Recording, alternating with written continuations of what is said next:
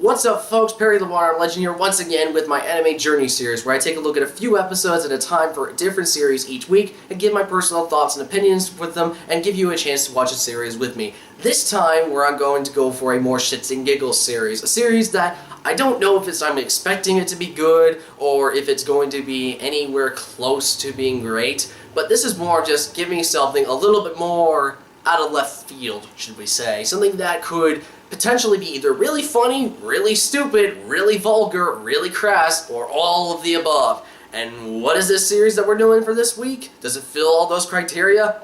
Oh yes! And the series for this week is High School DxD. Now, the story of DxD follows a tale centered around Issei, a young man who was just enrolled in what was recently an all-girls school, along with some of his friends who have now amongst a plethora of very beautiful young women. And let me tell you something about Issei's character right now that should just tell you what this series is going to be like from either just the promo art, the wallpapers you find on Google Images, or anything you find regarding the material for this series. Issei is obsessed with boobs. This guy, when it comes to boobs, is a bigger one-track mind than Snorlax at a buffet table. This man is so obsessed with boobs and trying to get a girlfriend and basically have sex with them that it almost comes off as hilarious as how desperate he is, because I'm sitting there as the viewer going, dude, I'm in the exact same boat as you and a virgin and never had a girlfriend in his life. You don't ever see me complaining.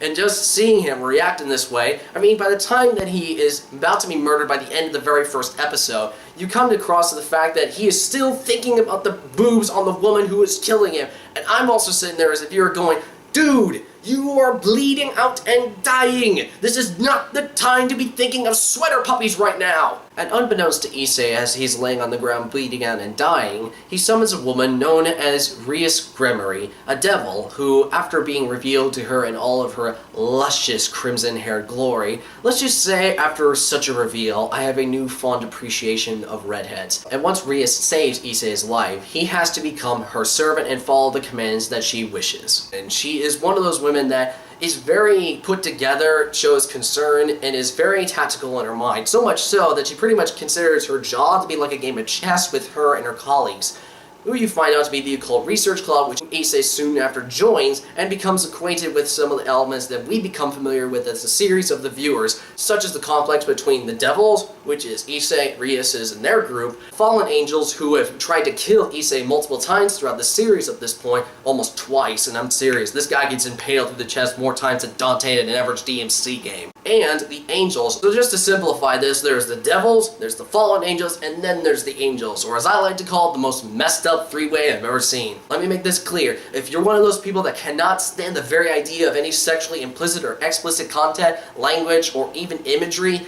I would seriously suggest, and politely suggest, that you let this series pass you by. For those of you who are not bothered by such imagery and such content, I would fully suggest take a look at this. This is hilarious in terms of what it depicts. There's even moments where I didn't expect to laugh that it actually made me laugh. For example, there was one moment in episode 2 where I actually thought to myself, thank you just made every self-important otaku look like a douche. And that was a line of saying like, so you're a fan of the Z, right? And it was like, well, my generation was the first one to see it. I have all the special editions. My freedom stayed up late at night, so that way we could watch the first run. And then Issei retorts and saying like, who cares if you saw it first? And I was thinking to myself, thank you for doing such a thing. I like to give my audience credit in thinking that they're not going to be ones who are bothered by such imagery and such content, but I haven't even begun to get to the most hilariously stupid part. And I mean hilariously stupid in the best kind of way.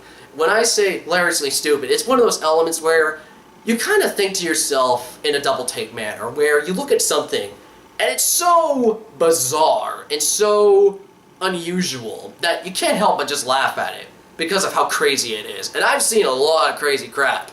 I mean, just take a look at my anime collection, for example. You know there's some weird stuff in there. Anyways, what I'm talking about occurs within, I think, episode 2, I think, as Issei and the group comes across this one entity known as a stray devil. And you come across and find out that these stray devils become monsters that are completely selfish in their own interest. And you find out it's a woman. And completely naked. And also a monster. But I haven't gotten to the best part yet. During the course of the said fight, the demon, or devil I should say, kind of, how how do I do this with a straight face?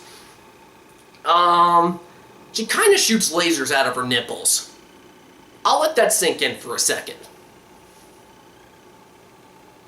Yeah, kind of a crazy notion, huh? I have not laughed so hard at something like that since I've heard the lines. I think it was from, I don't know whether it was from Rosario Vampire trailer or Ikitosen. I really do not know. I think it was Rosario Vampire if I remember correctly. And I heard the lines, breast missiles of rage. And as soon as I saw that, I immediately thought of that image, and that compound of sheer stupidity and hilarity made me fall out of the couch laughing. I know I went a little bit more detail than I normally go to for my anime journey episodes, but there was so much weird stuff that happened within the course of these few episodes that I'm just very, very curious, I should say, to look into this series more. So there you go, folks. That is my thoughts on High School DxD episodes 1 through 3. Tell me, what was your favorite moment within the DxD episodes that I have mentioned and discussed in this video? Also, what is your opinions in general on DxD if you have seen the whole series, or if you're any curious about seeing the series now, based on my reaction, or if by anything I mentioned in terms of its insanity, shamelessness, or anything else regarding it. Comment below, tell me what you think, and stay tuned for next Tuesday, where I go back to No Game No Life, where I talk through episodes 4 through 6. 6, I've heard, is going to be a very interesting episode, so I can't wait to talk about that. Until next time, everybody, I'm Perry the One-Armed Legend. I'll see you later.